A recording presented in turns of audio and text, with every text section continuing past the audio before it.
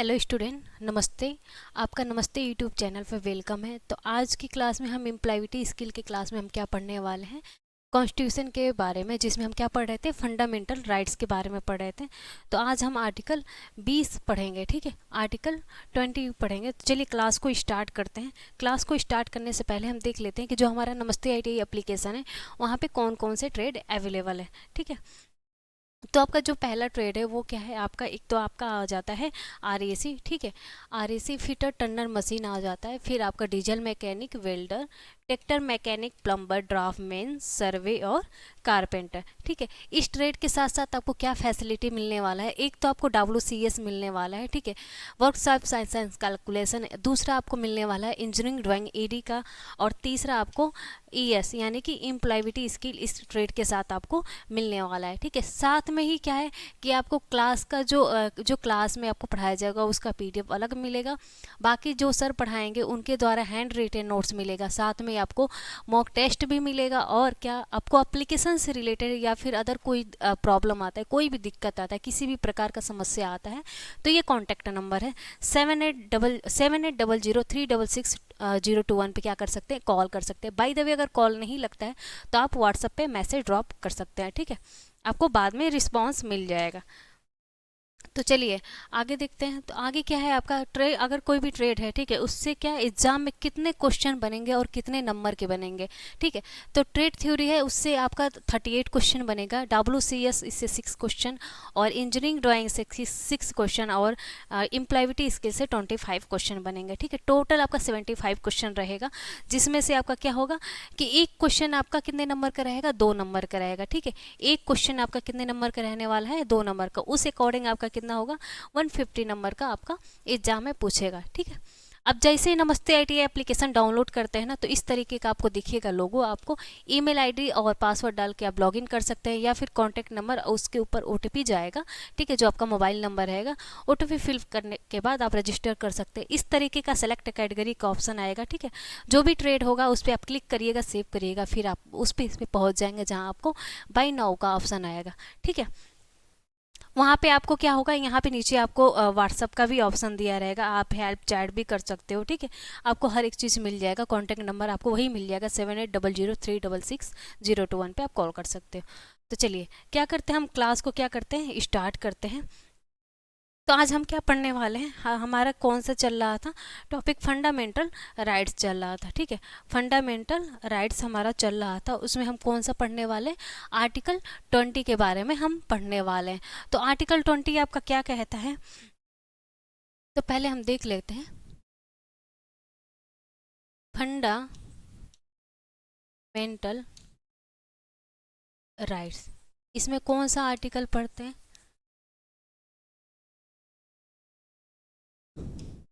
तो आर्टिकल हम क्या पढ़ने वाले हैं, आर्टिकल हम 20 पढ़ने वाले हैं।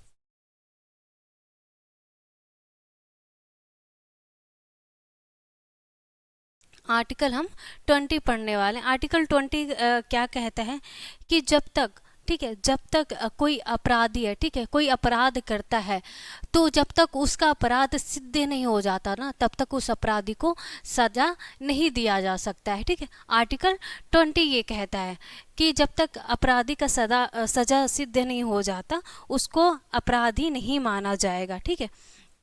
तो इसमें क्या बोलता है, दोष सिद्धि के संरक्षण, ठीक है, दोष सिद्धि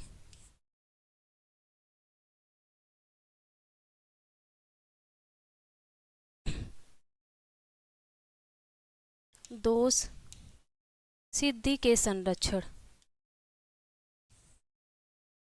के संरक्षण। तो इसमें क्या बोलता है, जब तक अपराधी का अपराध सिद्ध नहीं हो जाता तब तक उसको अपराधी नहीं माना जाएगा, ठीक है। आर्टिकल 20 कहता है। अब आर्टिकल 20 खंड 1 क्या कहता है, ठीक है। आर्टिकल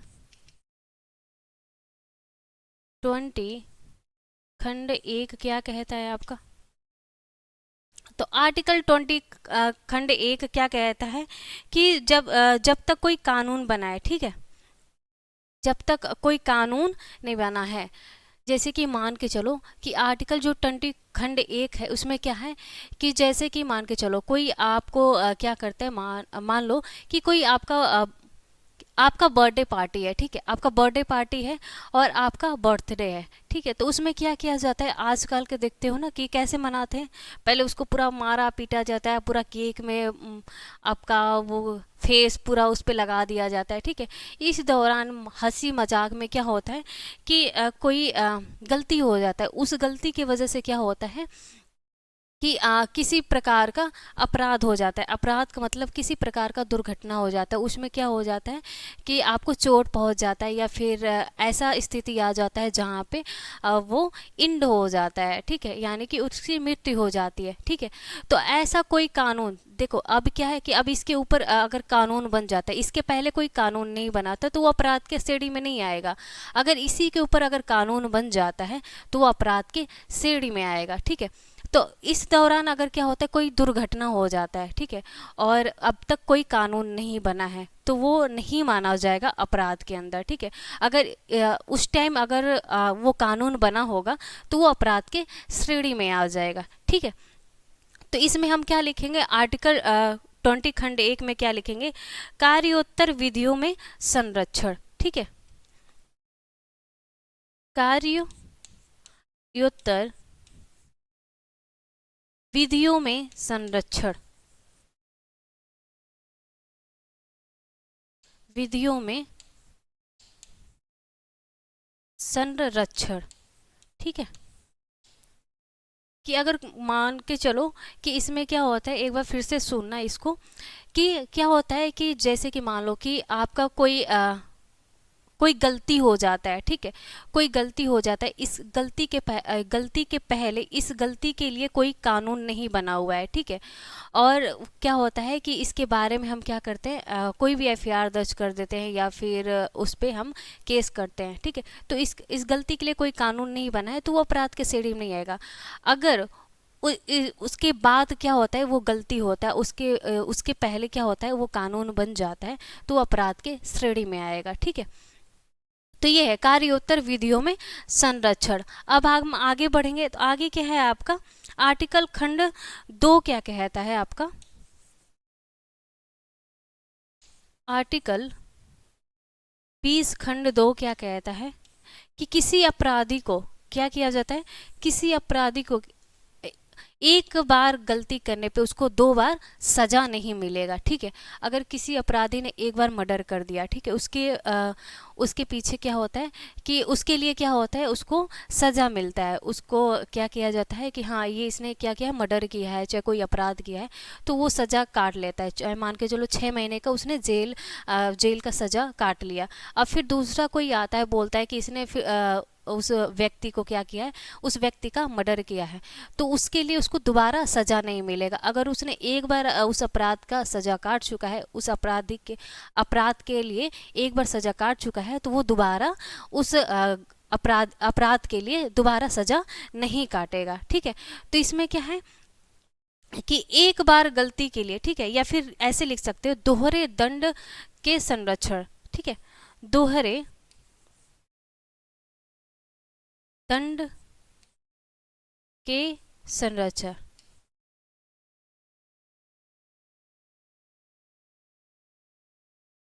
ठीक है। आर्टिकल 20 खंड 2 क्या कहता है, दोहरे दंड के संरक्षण, एक बार गलती के लिए वो 2 बार सजा नहीं उसको मिल सकता है, आर्टिकल 20 खंड 2 कहता है, ठीक है। हम आगे बढ़ेंगे, आगे क्या है, आर्टिकल 20 खंड 3 क्या कहता है, आर्टिकल 20 खंड 3 क्या कहता है, तो आर्टिकल 20 खंड 3 क्या कहता है कि जैसे कि आपका क्या हो गया कि मान के चलो आपका कि अगर कोई अपराध किया है, चलो वो अपराध नहीं किया है, और उसको क्या करता है कि कोई या फिर पुलिस के द्वारा उसको मार पीट के वो क्या किया जाता है, उस अपराध को कबूल करने के लिए बोला जाता है कि नहीं इस गलती को आप कबूल करो, ठीक है। तो वो अगर वो क्या उसको कोर्ट में लेके जाया जाता है, ठीक है, उस टाइम तो पुलिस के पास क्या करता है कि मार पीट के डर से या फिर डर के वजह से वो अपराध को कबूल कर लेता है। लेकिन वही कोर्ट में जाके वो अपना बयान क्या कर देता है, चेंज कर देता है, बदल देता है कि नहीं मैंने ये अपराध नहीं किया है, इन्होंने ज़बरदस्ती हमें मार पीट के क्या किया है, इस अपराध को कबूल कराया है। तो उस टाइम क्या होता है कि जो पुलिस को पनिशमेंट मिलेगा ना वो तो मिलता है। तो अब क्या होता है, अब जब पुलिस क्या करता है कि अगर किसी अपराधी को या फिर किसी से भी अपराध कबूल कराना होता है, तब क्या करता है, चालाकी कर लिया कि उसने क्या किया, वीडियो कॉल कर लो या फिर रिकॉर्ड कर लो, उसको रिकॉर्ड कर लेते हैं वॉइस को, ठीक है, उसका पूरा वीडियो बना लेते हैं कि नहीं इसने अपराध कबूल किया है, ठीक है। पहले ऐसा नहीं था, ठीक है। तो ज़बरदस्ती मार पीट के अपराध को कबूल कराना या फिर ये चीज़ इसमें लिखा हुआ है, ठीक है। आर्टिकल 20 खंड 3 में, तो आर्टिकल 20 खंड 3 में क्या लिखा हुआ है, स्वयं के खिलाफ गवाही देने के लिए बाध्य नहीं किया जाएगा, ठीक है। स्वयं के खिलाफ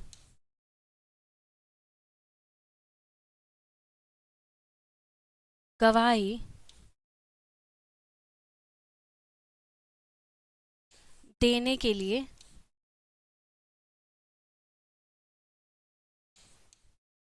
बाध्य नहीं किया जाएगा, बाध्य नहीं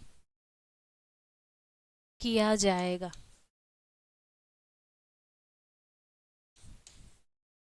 ठीक है। आर्टिकल आपका 20 खंड 3 कहता है, ठीक है। और क्या है, अब हम बात करेंगे आर्टिकल 21, ठीक है। आर्टिकल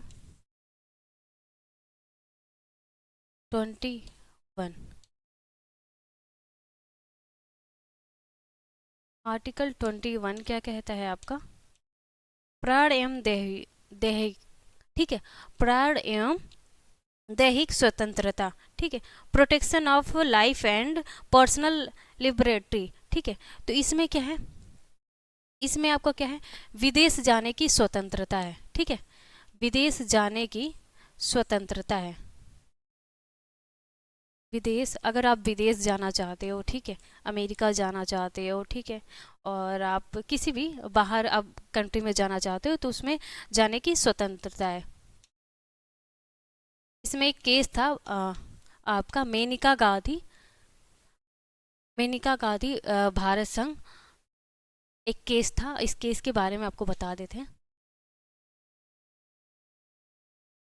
स्वतंत्रता, एक तो हो गया आपका विदेश जाने की स्वतंत्रता, दूसरा आपका क्या हो गया, चिकित्सीय, मतलब कोई भी हॉस्पिटल से लेके रिलेटेड आपको क्या होता है,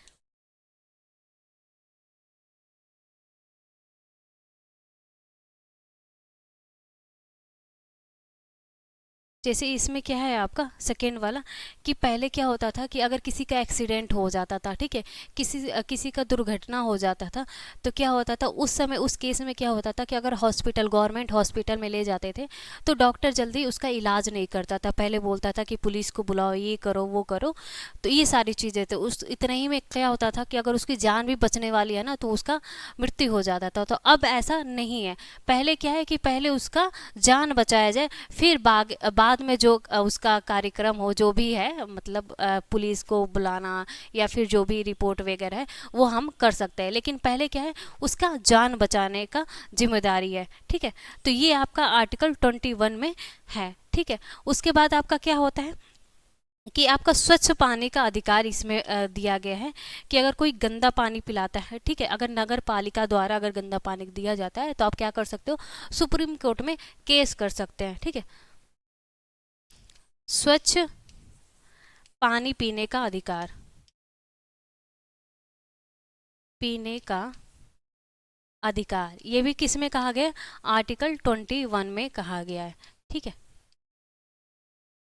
उसके बाद आपका हो जाता है निजता का अधिकार,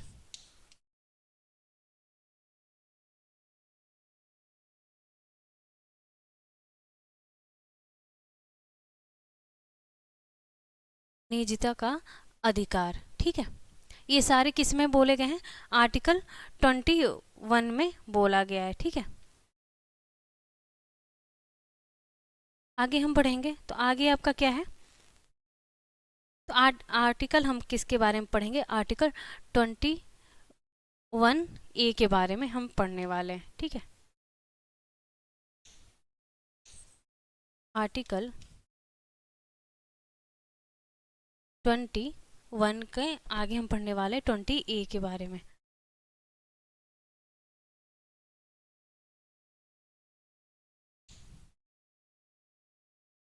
आर्टिकल 21 क्या कहता है आपका? इसमें क्या है? शिक्षा का अधिकार के बारे में बात किया गया है। ठीक है, शिक्षा के अधिकार, राइट टू एजुकेशन। ठीक है, शिक्षा का अधिकार, राइट टू एजुकेशन, एजुकेशन।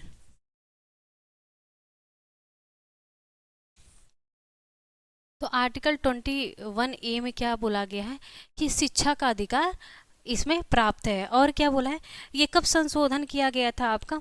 86वां, ठीक है, 86वां संविधान संशोधन हुआ था। कब हुआ था आपका? तो 2002 में हुआ था। ठीक है, 2002 में इसका क्या हुआ था? संशोधन हुआ था। ठीक है, अधिनियमित कब हुआ था इसको? ठीक है, तो अधिनियमित कब किया गया था इसको? 2009 में किया गया था। ठीक है, अधिनियमित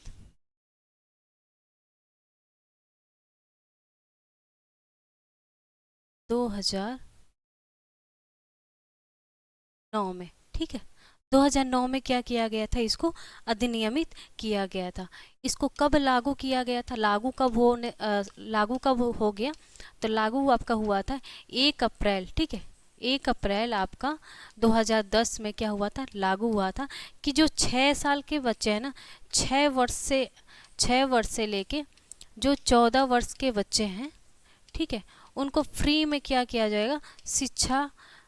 शिक्षा दिया जाएगा। ठीक है, 6 वर्ष से लेके 14 वर्ष के बच्चों को क्या किया जाएगा? निःशुल्क शिक्षा का क्या है? निःशुल्क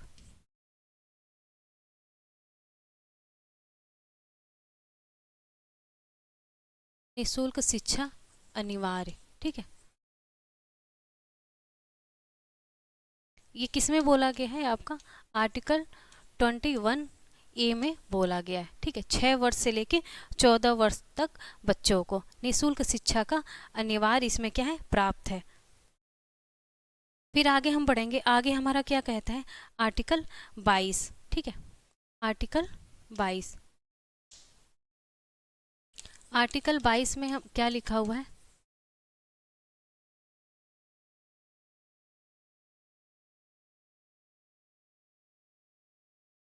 तो आर्टिकल आपका 22 क्या कहता है कि गिरफ्तारी एवं निरोध से संरक्षण। ठीक है, गिरफ्तारी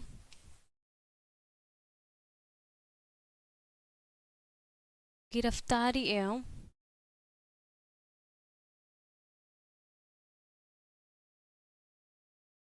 एवं निरोध से संरक्षण।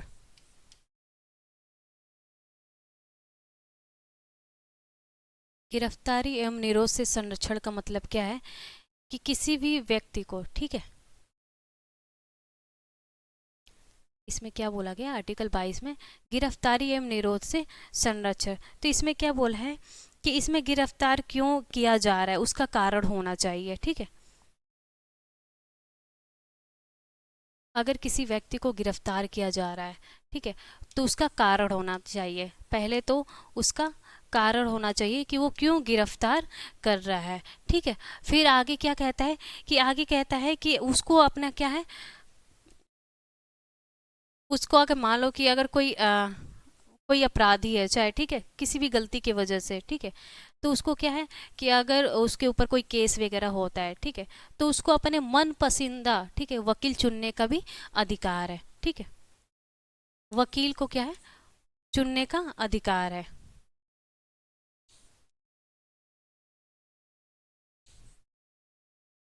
वकील वो अपने मनपसंद वकील को चुन सकता है, ठीक है, जो उसको अगर उसके जान पहचान में है या फिर किसी से कांटेक्ट है तो वो बात कर सकते हैं। फिर आपका क्या कहता है कि आपको गिरफ्तार जब किया जाता है, ठीक है, तो 24 घंटे के अंदर अंदर क्या होना चाहिए, मजिस्ट्रेट के सामने उसको पेश करना है, ठीक है।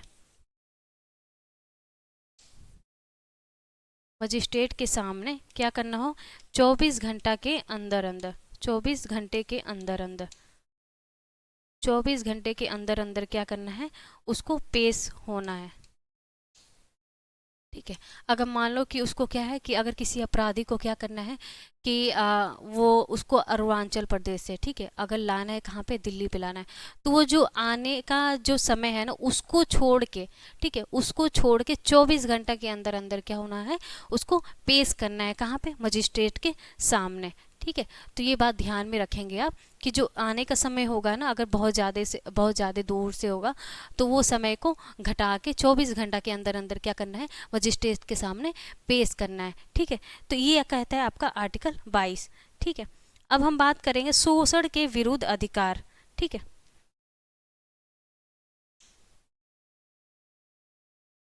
शोषण के विरुद्ध अधिकार,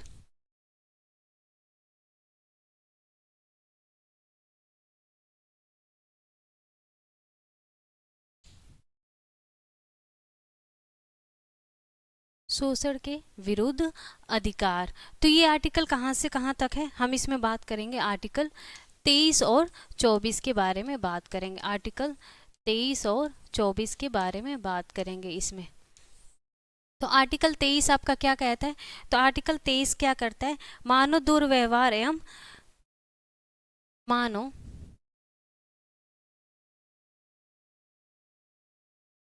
मानव दुर्व्यवहार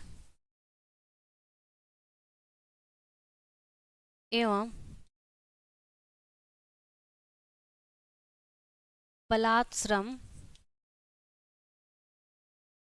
संरक्षण संरक्षण, ठीक है।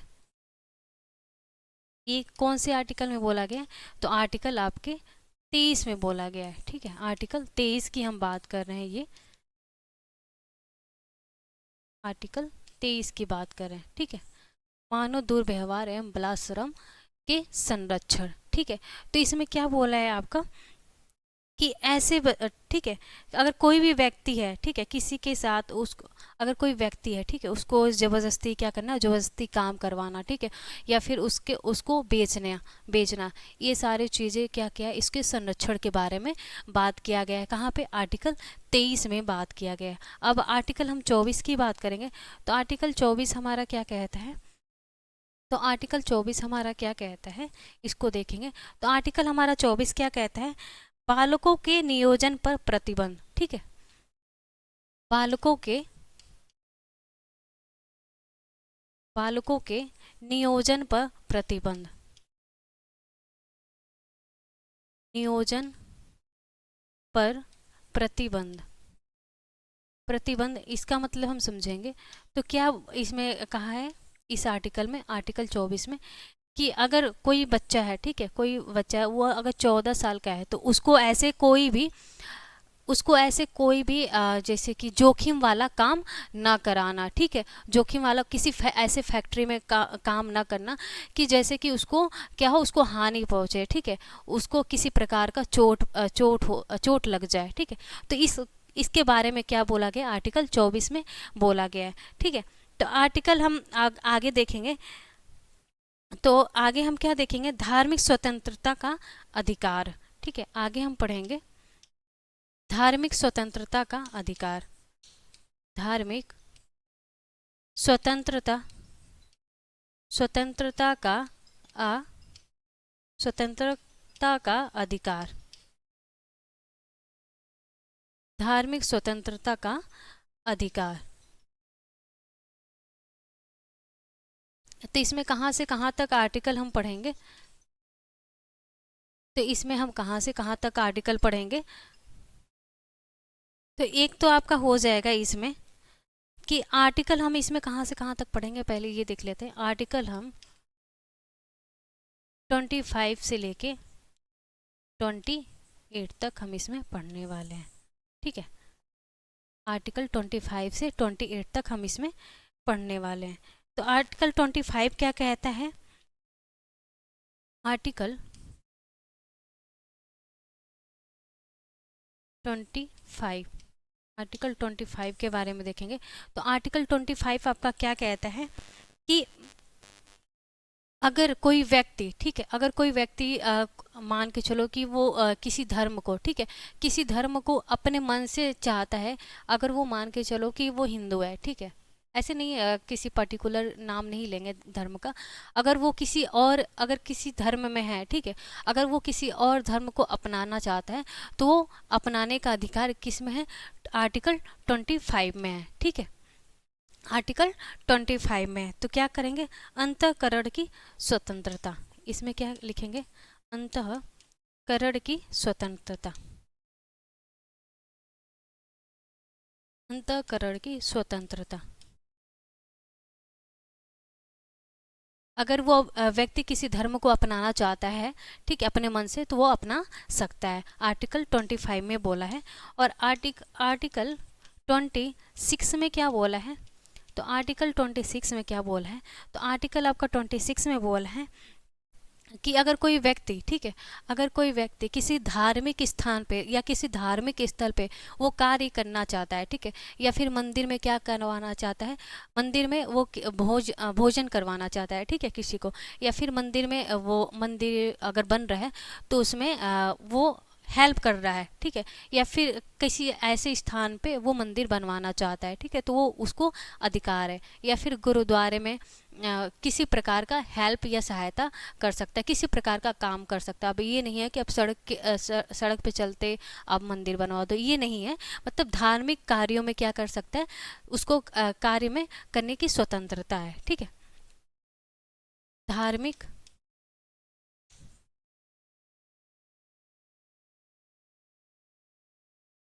धार्मिक कार्य करने की स्वतंत्रता,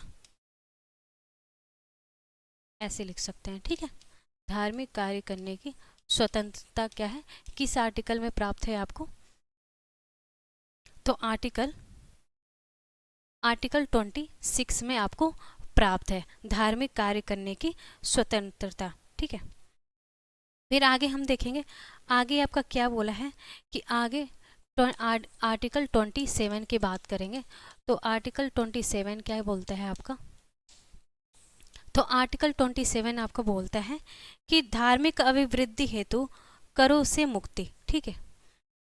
अगर कोई व्यक्ति धार्मिक कार्य में, ठीक है, धार्मिक कार्य में दान करना चाहता है, ठीक है, तो उस पर कोई भी टैक्स नहीं लगेगा, ठीक है। अगर वो किसी धार्मिक स्थल पे दान देना चाहता है या दान दे रहा है तो उसमें किसी प्रकार का, अगर कितना भी दान दे रहा है उसमें किसी प्रकार का टैक्स नहीं लगेगा, ठीक है। किसी धार्मिक स्थल पर या स्थान पर, ठीक है, दान देने पे किसी प्रकार का टैक्स नहीं लगेगा, ठीक है, टैक्स नहीं लगेगा, ठीक है। ये आर्टिकल 27 में बात किया है। फिर आर्टिकल 28 में क्या बोला है आपका? आर्टिकल 28 में क्या बोल रहा है आपका? तो आर्टिकल 28 में आपका क्या बोल रहा है कि शिक्षण संस्थानों की स्वतंत्रता, ठीक है, शिक्षण संस्थानों की स्वतंत्रता, शिक्षण संस्थानों की स्वतंत्रता।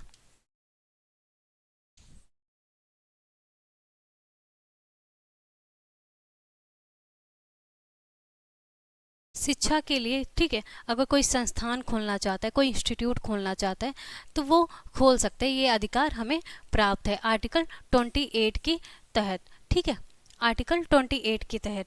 अब हम क्या बात करेंगे, शिक्षा एवं संस्कृति संबंधित अधिकार, ठीक है। शिक्षा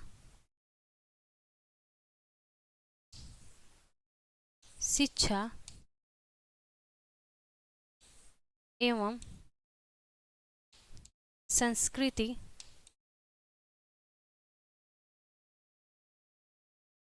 शिक्षा एवं संस्कृति, ठीक है, शिक्षा एवं संस्कृति संबंधित अधिकार।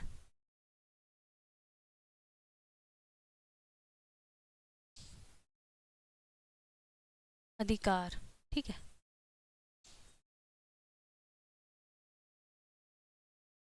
शिक्षा एवं संस्कृति संबंधित अधिकार। तो इसमें हम कहाँ से कहाँ तक आर्टिकल देखेंगे, तो इसमें कहाँ से कहाँ तक आर्टिकल है, तो आर्टिकल 29 से पढ़ेंगे, 29 से 30 तक। आर्टिकल 29 से 30 तक।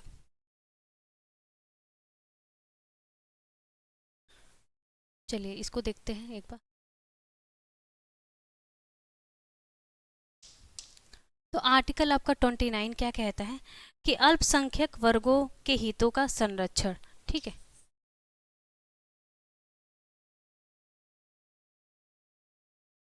अल्पसंख्यक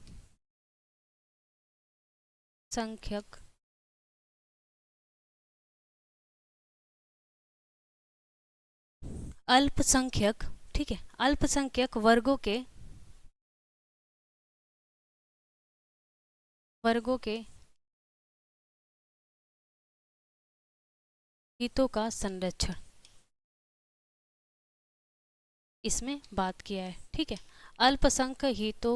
अल्पसंख्यक वर्गों के हितों का संरक्षण, वर्गों, ठीक है, वर्गों के हितों का संरक्षण। इसमें क्या है कि अगर इसमें क्या है कि अपने भाषा, ठीक है, अपने भाषा, जैसे कि मान के चलो अपने भाषा, ठीक है, अपना संस्कृति हो गया, अपना कल्चर हो गया, ठीक है, अपना लैंग्वेज हो गया। तो ये सारी चीज़ें क्या है, अपना जो लिपि है, तो उसमें क्या है, आपको ये अधिकार प्राप्त है, ठीक है। ये क्या हो गया, संस्कृति और लिपि, ठीक है। तो क्या है कि अपना भाषा, ठीक है, अपना संस्कृति का उनको क्या है कि संरक्षण प्राप्त है, ठीक है। और क्या है, आर्टिकल आपका 30 क्या कहता है, तो आर्टिकल आपका 30 क्या कहता है, शिक्षण संस्थानों की स्थापना, ठीक है। इसमें क्या है, शिक्षण संस्थानों की स्थापना की बात किया है, स्थापना की बात किया है, ठीक है।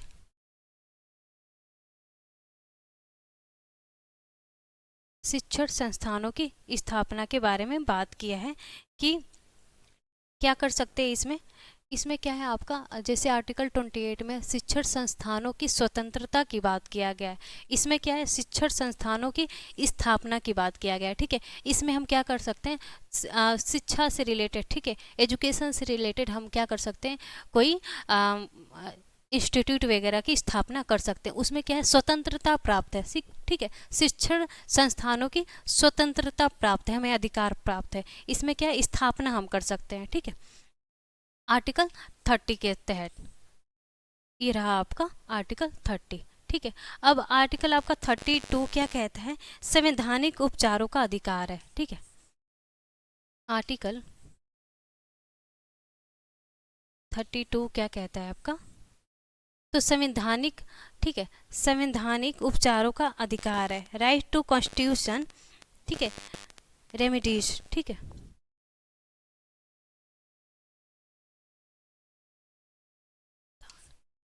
संवैधानिक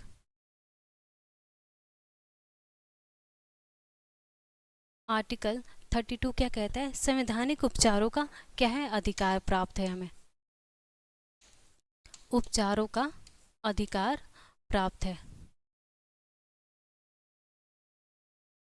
उपचारों का अधिकार प्राप्त है आर्टिकल 32 के तहत। ठीक है, और क्या प्राप्त है इसे आर्टिकल 32 में, और क्या प्राप्त है, तो इसके तहत आपको क्या है, 5 रीट भी जारी किए गए हैं आर्टिकल 32 के तहत। ठीक है, 5 रीट जारी किए गए हैं।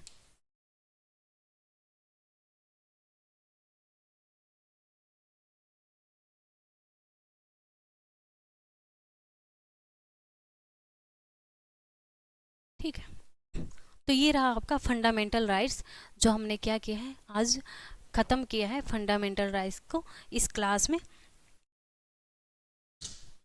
तो बाकी का जो आपका रह जाता है अभी और है आपका। ठीक है, जो आपका एम्प्लॉयबिलिटी स्किल है उसमें कॉन्स्टिट्यूशन में और है, आगे भी हमें पढ़ना है, कहाँ तक पढ़ना है, आर्टिकल 51 तक हमें पढ़ना है, तो वो भी हम पढ़ेंगे, लेकिन कब पढ़ेंगे, तो आज की क्लास यहीं तक एंड रहेगा। नेक्स्ट क्लास में हम आगे के आर्टिकल पढ़ेंगे, आगे का जो आपका पार्ट है, पार्ट 4 भाग 4, उसके बारे में पढ़ेंगे। ठीक है, तो अभी के लिए आप सभी लोगों को यहीं पे क्या करते हैं, फिर से नमस्कार करते हैं, आपको फिर से नमस्ते करते हैं, मिलेंगे आपको नेक्स्ट क्लास में।